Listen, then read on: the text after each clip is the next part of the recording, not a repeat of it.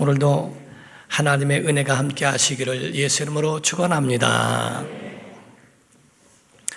구약에는 하나님에 대해서 구약에는 임금으로 왕으로 여겼습니다. 그리고 그 백성들이 하나님을 따랐던 것인데, 신약에 와서는 하나님과 우리 사이의 관계를 아버지와 자녀들의 관계라고 성경은 말씀을 합니다.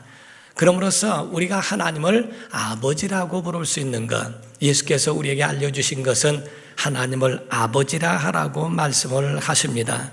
그럼으로써 성경에는 우리에게도 이와 같은 말씀을 강조하고 있고, 성부, 성자, 성령이라고 하는 우리 삼위일체 하나님을 믿지 않습니까? 축복을 할 때도 고린도후서 13장 13절을 보면 주 예수 그리스도의 은혜를 받은 자들에게 하나님의 사랑과 성령의 교통하심이 너희 무리와 함께 있을지어다. 곧 예수의 은혜가 있는 자들에게 하나님의 사랑이 있고, 하나님의 사랑받는 자들을 성령께서 교통해 주시며 함께 해 주신다는 것을 말씀을 합니다. 바로 이와 같이 예수님의 은혜를 받은 자는 하나님의 사랑받을 자격이 있다는 것이고, 성령님은 그 가운데 교통하신다는 거죠. 우리가 예배가 마쳤을 때에 축도를 하고 그 축도를 받고 돌아가는 것은 상당히 여러분에게는 중요하기도 합니다. 사랑하는 성도 여러분, 성경은 우리에게 말씀할 때 부모와 자녀에 대한 관계, 그 가정관을 가르치기도 했는데 굉장히 엄격하게 가르치기도 하셨다고 하는 겁니다.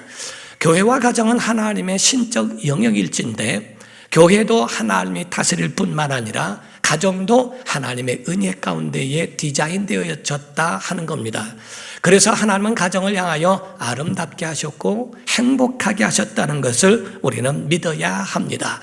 우리의 성도들은 예수 그리스도 안에서 하나님의 사랑받을 권리가 있음을 믿기를 주 이름으로 축원합니다. 하나님의 사랑받을 수 있는 하나님의 자녀들이라는 것을 말씀하고 있어요. 그래서 우리는 믿음을 갖고 또 아름답고 행복한 가정을 만들어가야 할 의무도 있다는 거죠. 우리가 가치관에 따라서 조금 달리 될 수 있습니다만은, 우리가 이런 일도 있습니다. 우리가 영국 여왕이 몽고에 있는 왕한테 아주 비싸고 똑똑한 전통 있는 개를 선물을 했다는 거예요. 그래서 그 몽고 왕은 그 개를 선물 받고 이제 수교를 맺고 잘 되어지려고 한 가운데 둘이 조인에 만났답니다.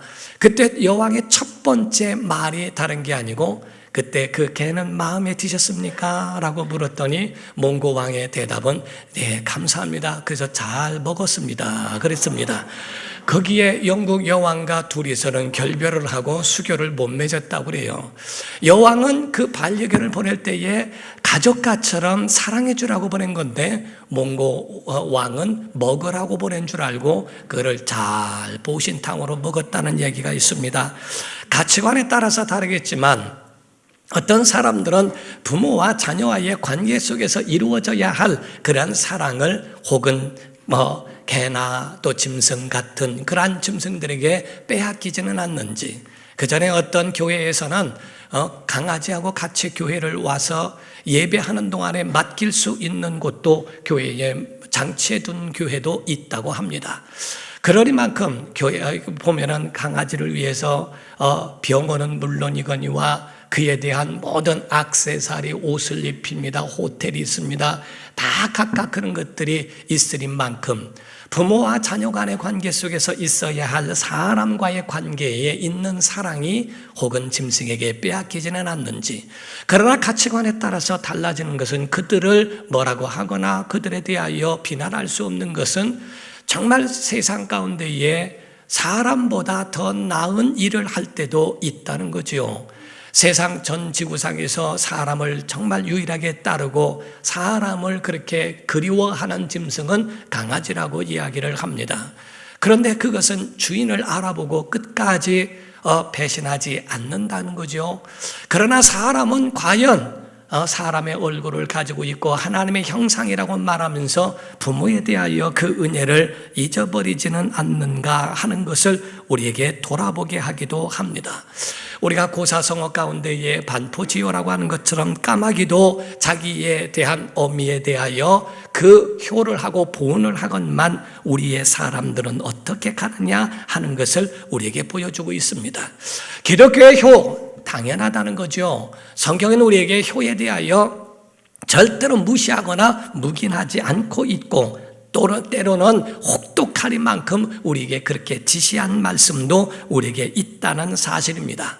이는 성경의 하나님 아버지와 예수 그리스도 하나님의 아들께서의 그 관계 속에서도 이루어진 사실이요, 십자가를 지시기 전에 겟세마네 동산에서도 땀방울이 떨어져 핏방울이 되기까지 간구하며 기도한 핵심은 뭡니까? 내게서 이 잔을 지나가게 해주실 수는 없습니까? 그러나 내 원대로 마옵시고 아버지의 원대로 되기를 원한다고 하는 예수님의 끝까지의 순종도 성경 안에 효로 나타나고 있다는 것을 말씀하고 있습니다. 사랑하는 성도 여러분, 선진들의 성경적인 의미 가운데에 가르침 가운데도 네 부모가 있다고 이야기를 합니다. 첫 번째 부모는 육신의 부모입니다. 만약에 육신의 부모가 없었다면 존재 자체도 없었다는 거지요.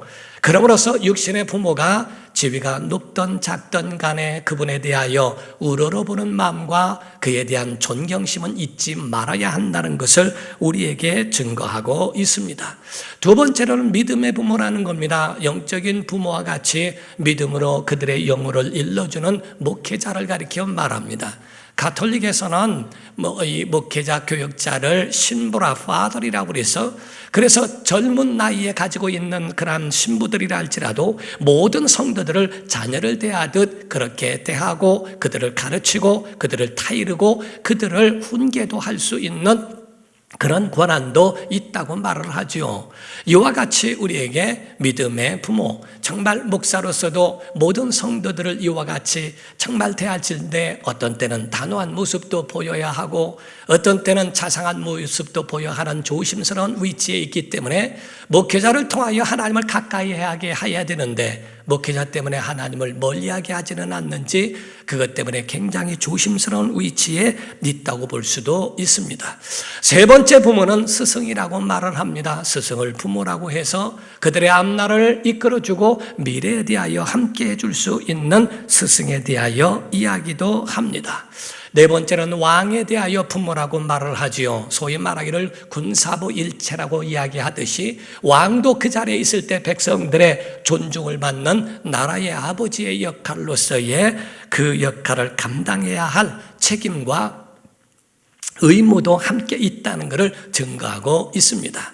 사랑하는 성도 여러분, 기독교 역사 가운데에 많이 보더라도 하나님 앞에 순종했던 사람들은 부모에게도 순종한 사람들이었습니다. 주기철 목사님이라고 하는 목사님은 옥중에서 신사참배를 거부하다가 옥중에 그 가운데서 죽임을 당하는 죽음을 맞이하면서도 끝까지 그의 편지와 고백 가운데 보면은 그의 어머니에 대하여 글을 썼어요. 어머니의 그 연로하신 몸은 어떠하신지, 괜찮으신지, 내가 옥중에 있기 때문에 어머니를 돌아보지 못하는 것에 대하여 죄책감과 죄스러운 마음을 하나님 앞에 구하며 하나님 우리 어머니를 부탁드린다고 기도하는 그 장면도 나오게 됩니다. 불효라고 하는 것은 어떤 상황에서든지 절대로 그것을 합리화할 수 없고 정당화할 수 없다는 것을 말하고 있습니다. 지금 사회 자체가 자녀들을 키운다고 하는 건 부모가 없다면 당연히 그렇게 해야죠. 그러나 부모가 계시다고 한다면 바로 자기 자녀들은 자기가 책임져야 하고 그들을 잘 양육해야 할 그러한 일들도 우리에게 남아 있습니다. 그럼에도 불구하고 그 부모로서의 그 역할을 감당할 수 없는 사회가 지금 됐다고 이구동성으로 이야기를 합니다. 그 이유 중에 하나는 모든 지식이 부모에게서부터 나와야 하고 그러한 삶과 가정교육이라고 하는 것이 있음에도 불구하고 그러한 지식이나 이런 것이 부모에게서 나오지 못하고 있으며 또는 지금은 젊은 사람들이 언제든지 돈을 벌기를 원하면 돈을 벌을 수 있고, 그리고 아버지 어머니 없이도 살아갈 수 있는 사회가 되어버렸기 때문에 부모에 대하여 필요 없는 존재가 되었기 때문이라고 말을 합니다. 부모라고 하면 자녀들에게 돈만 주는 게 아닙니다. 마치 그것은 영양가 없는 이유식 제외하고 맹물만 먹이는 결과가 되어버리고 맙니다. 부모는 가정에서 가정교를 통하여 하나님을 보여줄 수 있어야 하고, 하나님의 마음을 그에게 담겨줄 수 있어야 하는 이러한 의무가 있음에도 불구하고, 하나님 없는 부모에 대한 효가 없는 그러한 보여주는 삶이 없더니 결국 마침내 그러한 자녀들도 효를 모르고 태어난다는 거지요. 누차 예화를 들었습니다만은 어린아이가 이야기를 하는데 교회 학교 갔다 와서 하는 말이 내 부모를 공격하라 그렇게 얘기를 해요. 그러니까 아버지가 하는 말이 야야야 공격이 아니요 공경이요. 그랬더니 그럼 공격은 뭐고 공격이 뭐야? 공경은 받들어 이렇게 우러러보고 존중을 하는 거고, 공격은 막 공격해 들어가는 게 공격이야. 그랬더니 아들이 그런데 왜 아빠는 할머니를 공격해? 하더라고. 보여준 것이 없더라는 거죠. 가정에서 부모에게 대하여 함께하는 것을 보여준 것이 가르침이 될진데, 그거를 보여주지 못할 때에 그러한 자녀들에게도 그 결과가 나온다는 겁니다. 어떤 종교에서는 말하기를 기독교 가정에서는 제사도 없고 부모에 대한 효가 없다고 오해하는 분들도 있어요. 제사가 과연 효도일까? 성경에는 제사 자체는 하나님께 하는 것이 아니라 우상 숭배라고 되어 있습니다. 그러므로 기독교의 참 효도는 살아계실 때 그분들에게 닭 하나라도, 그분이 좋아하시는 음식이라도, 그분에게 말 한마디라도 함께 가서 그 마음을 아프지 않고 근심되게 하지 않는 것, 이것이 얼마나 큰 효도인가를 성경은 증거하고 있습니다. 고린도전서 10장 20절부터 보게 되면 무릇 이방인이 제사하는 것, 예배하는 거죠. 귀신에게 하는 것이요 하나님께 제사하는 것이 아니니 나는 너희가 귀신과 교제하는 자 되기를 원하지 아니하노라. 너희가 주의 잔과 귀신의 잔을 겸하여 마시지 못하고 주의 식탁과 귀신의 식탁에 겸하여 참여하지 못하리라. 그러면 우리가 주를 노여워하시게 하겠느냐? 우리가 주보다 강한 자냐? 우리가 지난주에도 성찰을 했습니다만은 떡을 떼고 잔을 나누는 하나님의 상과 하나님의 잔에 함께 참여한 자가 어떻게 제사한 것에 대하여 그 떡을 먹으며 그 잔을 마실 수 있느냐? 어떻게 겸하여 할 수 있겠느냐? 궁극적으로는 하나님 한 분만이 우리의 아버지가 되시는데, 물론 그 가운데 육신의 부모, 믿음의 부모, 스승과 왕과 모든 그런 네 부모가 같이 있으나 원래는 하나님만이 우리의 아버지로 여기기 때문에, 그래서 우리는 돌아가신 다음에 그 앞에 절하는 것을 우상으로 여기고, 오직 모든 예배는 하나님을 향하여 하는 예배를 진짜 예배라고 말씀을 하는 겁니다. 다만 추모 예배를 드리고 있는 것은 추모 예배의 그 뜻이 세 가지가 있어요. 추모 예배의 첫 번째 뜻이라고 하는 것은 안식할 수 있도록 내 부모를 영접해 주시고 영원한 나라로 초대해 주신 하나님의 은혜에 감사하는 겁니다. 그 은혜가 감사로 여러분 하나님 앞에 영광 돌리기를 예수 이름으로 축원합니다.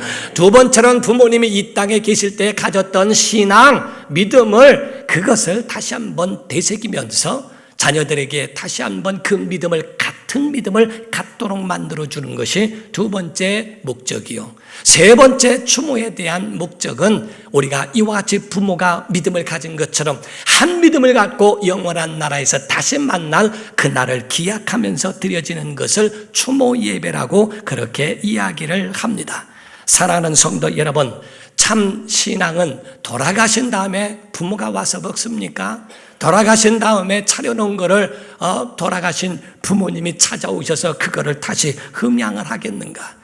그렇지 않습니다. 성경은 그런 제사 따위들은 전부가 귀신에게 하는 것이요 하나님께 하는 것이 아니라고 성경은 말합니다. 그러므로 부모에 대한 효도는 살아계실 때 그 은혜를 잊지 아니하고 주의 마음을 기쁘게 해드리는 성도 되기를 예수 이름으로 축원합니다. 우리 기독교에서는 더 단호한 표현도 많이 나와 있습니다. 출애굽기 21장 15절을 보면 자기 아버지나 어머니를 치는 자는 반드시 뭐 할지니라? 죽일지니라. 또 그런 건 읽지도 않아요. 또 자기 아버지나 어머니를 저주한 자는 반드시 뭐 할지니라? 죽일지니라. 무섭습니다. 단호한 말씀도 그 안에 있으리만큼 자녀가 말을 안 들으니까 이 구절 갖다 협박하려고 하지 말고 정말 우리가 먼저 부모에 대하여 싫어하거나 불순종하는 그런 일이 없도록 성경은 율법에 그렇게 단호하게도 말씀하고 있다는 것. 잠언서 30장 17절엔 이런 말씀도 있습니다. 아비를 조롱하며, 우리 한번 읽읍시다. 시작. 아비를 조롱하며 엄히 순종하기를 싫어하는 자의 눈은 골짜기에 까마귀에게 쪼이고 독수리 새끼에게 먹히리라. 아주 이렇게 말을 하고 있죠. 무서운 얘기죠. 신명기 21장부터 21장 18절부터 이렇게 말합니다. 사람에게 완악하고 패역한 아들이 있어 그의 아버지의 말이나 그 어머니의 말을 순종하지 아니하고 부모가 징계하여도 순종하지 아니하거든. 그의 부모가 그를 끌고 성문에 이르러 그 성읍 장로들에게 나아가서 그 성읍 장로들에게 말하기를 우리의 이 자식은 완악하고 패역하여 우리 말을 듣지 아니하고 방탕하며 술에 잠긴 자라 하면 그 성읍의 모든 사람들이 그를 돌로 쳐 죽일지니 이같이 내가 너희 중에서 악을 제하라. 그리하면 온 이스라엘이 듣고 두려워하리라. 효에 대하여 행하지 않는 자들에 대하여 단호하게 두려움을 줄 정도로 그렇게 극단적으로도 행할 수 있는 것을 율법에도 기록하고 있다는 겁니다. 사랑하는 성도 여러분, 우리 부모의 마음은 어떻습니까? 그렇다고 부모가 데리고 가서 이 아이는 이렇다고 말할 부모는 거의 없습니다. 부모의 마음이라고 하는 것은 모두가 다 자녀가 잘 되기를 원해요. 죽어도 더 주기를 원하는 것이 부모의 마음이요 하나님의 마음인 줄 믿습니다. 물론 그렇지 않은 부모의 자격도 없는 정말 그런 부모들도 없지 않아 있어요. 그러나 하나님을 보여주는 것에 대하여 그 사람들은 실패한 자들이 되었겠지요. 원래 성경은 무조건적인 하나님의 마음을 담은 것이 아버지요 어머니라는 거예요. 그래서 이를 아가페 사랑이라고 이렇게 표현하기도 합니다. 다 잘되기를 원한다는 거죠. 악한 부모라도 가능하면 정말 잘되기를, 자녀들이 잘되기를 원하는 것이 부모의 마음이라는 이야기도 있습니다. 어느 집에 술 취한 아버지가 꼭 술만 취하면 주사를 하는 거예요. 그래서 가정에 술 한 번 잔뜩 먹고 오면은 자고 있는 애들까지 다 깨워댑니다. 깨워가지고서 니들은 말이다 공부 열심히 해야 돼 이놈들아. 그렇게 하는 것이 새벽 2시까지 한다는 겁니다. 자녀들은 잠자다가 일어나가지고 아버지의 그 얘기를 술만 잡수면 계속 들어야 하는 괴로움이 있다는 거예요. 그 부모 가운데는 그러더래요. 너희는 술을 절대 먹지 말아라. 내가 술 배워서 이 모양이 됐다. 술 먹는 거는 인간이 아니다. 막 해가면서 본인이 인간이 안 돼버렸다 이 말이에요. 그렇게 하면서 잠들어 버리는 부모도 없지 않아 있다고 하리만큼 자기가 술을 못 이겨 이와 같이 술의 술독에 빠져 살지라도 자기 자녀들만큼은 잘 되기를 원하는 것이 부모의 마음인 것처럼 이 부모의 마음은 하나님이 주신 마음이어야 한다는 것을 말합니다. 우리가 질투하는 것에 대해서도 친구도 질투합니다. 형제도 질투합니다. 그러나 부모는 자기 자녀를 질투하는 일이 없습니다. 일본 신화에 보면 이런 이야기가 있어요. 자기가 사랑하는 애인이 있는데 병원에 갔더니 그 간이 다 못 쓰게 되어서 이 간을 살릴 수 있는 방법은 사람의 살아있는 간을 빼오면 된다고 이야기를 했대요. 그 얘기를 듣자마자 집으로 달려가 어머니의 간을 빼버렸다는 겁니다. 그래서 그게 자기의 사랑하는 여인을 위해서 자기 집에 가서 어머니의 간을 빼서 그걸 가지고 막 병원을 향하여 달려갈 때 어머니의 혼이 따라가면서 아들아 천천히 가라 넘어진다 하는 그 소리를 듣더라는 겁니다. 바로 이와 같이 부모의 마음이라고 하는 것은 다 주고도 애간장을 빼서 다 주어서라도 자녀들을 키우려고 하고 그들을 살리려고 하는 그 부모의 마음이 그 안에 있다는 거죠. 사랑하는 성도 여러분, 성경 안에도 효도에 대한 두 가지 대표적으로 말하는 것은 아브라함과 두 번째는 신약에는 예수 그리스도를 말합니다. 아브라함은 모리아산에서 이삭을 바쳤어요. 100세 얻은 아이입니다. 그가 15, 20살이 마르게 됐다면 그렇다면 이 아브라함은 100세가 넘는 115살 또는 120세가 됐을 겁니다. 하나님 말씀에 순종하기 위하여 그 이삭을 데리고 모리아산에 갑니다. 가서 제물이 되게 하기 위하여 그를 밧줄로 묶고 있어요. 그때 그 아들이 아니 아버지 왜 그러십니까? 노망 나셨습니까? 아니 어떻게 나를 묶을 수 있습니까? 아 제물이 나로군요. 내가 이렇게 아버지 믿으면 아버지 믿음이고 내 믿음은 내 믿음이지 왜 나에게 이런 일 합니까? 아버지 미쳤습니까? 하고 그 자리에서 도망갈 수도 있었을 겁니다. 그러나 그런 도망간 흔적도 없고 그러한 표현도 없어요. 아브라함은 하나님 앞에 순종을 했고 이삭은 자기 아버지 앞에 말없이 순종하는 그 모습은 바로 효자동산 모리아라고 표현을 합니다. 바로 신약의 십자가상에서도 말씀을 합니다. 겟세마네 동산에서도 아버지의 원대로 되기를 원한다고 순종하신 분이 십자가에서 피를 뚝뚝뚝뚝 떨어뜨리면서 눈에 맞춰진 사람이 마리아였습니다. 여자여 아주 존칭을 씁니다. 여인이여 아들입니다. 제자에게 말해주고 너희의 어머니시다. 바로 제자에게 자기 어머니에 대한 그 처우까지도 마침내 그에게 이렇게 의탁하고 돌아가시는 주님의 모습은 효의 모습을 보여주고 있다고 합니다. 아무리 부모가 맞지 않는 순종을 요구할지라도 그 자리에서 거부하는 것은 아닙니다. 맞지 않는 이야기를 하셔도 일단은 예라고 대답을 하고 그 후에 가서는 아버지, 어머니 이걸 해봤는데 이게 안 되느니 어떡하지요? 라고 물으면서 다시 돌아오는 것이 예입니다. 부모에 대해서는 우러러볼 줄 알고 부모의 마음은 무겁게 여길 줄 아는 것이 자녀의 신분이요 위치라고 하는 것을 말하고 있어요. 오늘 본문 말씀에도 말씀하고 있지만은 마가복음에는 더 자세하게 말하고 있는데 마가복음 7장에 보니까 10절에서 13절입니다. 모세는 내 부모를 공경하라 하고 또 아버지나 어머니를 모욕하는 자는 죽임을 당하리라. 아까 출애굽기를 보셨죠? 하였거늘 너희는 이르되 사람이 아버지에게나 어머니에게나 말하기를 내가 드려 유익하게 할 것이 고르반 사상이라는 거예요. 곧 하나님께 드림이 되었으면 하기만 하면 그만이다 하고 자기 아버지나 어머니에게 다시 아무것도 하여 드리기를 허락지 아니하여 너희가 전한 전통을 하나님의 말씀을 폐하며 또 이 같은 일을 많이 행하느니라. 여기서 지금 말씀하고 있는 주님의 말씀은 고르반 사상, 하나님께 말하면 됐지 부모는 돌아볼 필요가 없다. 이것이 고르반 사상으로 하나님 말씀을 전통으로 폐한 거다 하고 주께서 그들을 지적하신 말씀을 하는 겁니다. 우리가 말씀하고 있는데 옛날에 그 한자를 보더라도 효를 말하고 있다고 그러죠. 어떤 가정이 시골 가정에서 그동안에 해왔던 그러한 나무를 해온 것을 장에다가 팔아서 돈으로 바꾸어 음식으로 사가지고 돌아오기 위하여 아침에 지게에 한 나무 한 집을 쥐고 장에 간 아들이 있었습니다. 그 아들이 저녁이 되면은 음식도 이것저것 반찬거리를 준비하고 뭐도 살 거를 사가지고 돌아오는데 저녁이 되도록 돌아오지 않으니까 엄마는 그에 대하여 밥을 준비하고 다 해놓은 다음에 동구밭에 가서 기다립니다. 기다리면서 쳐다보고 있는데 오지를 않아요. 그 위에 있는 작은 나무를 기대어서 이렇게 올라가서 그 가운데에 아들이 오는 모습을 본 겁니다. 그래서 어버이 친자라고 하는 것을 보게 되면 설립자 밑에 나무목이 있죠. 나무 위에 서서 볼견자를 씁니다. 곧 귀가하는 자녀를 나무 위에 올라서까지 바라보는 어머니의 마음을 어버이 친이라고 표현합니다.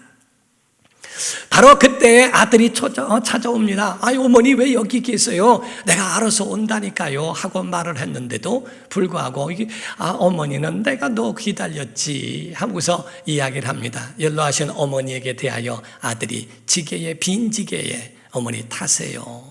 그 어머니를 업든지 어머니를 태우고 집으로 귀가하는 모습이 효도효자입니다.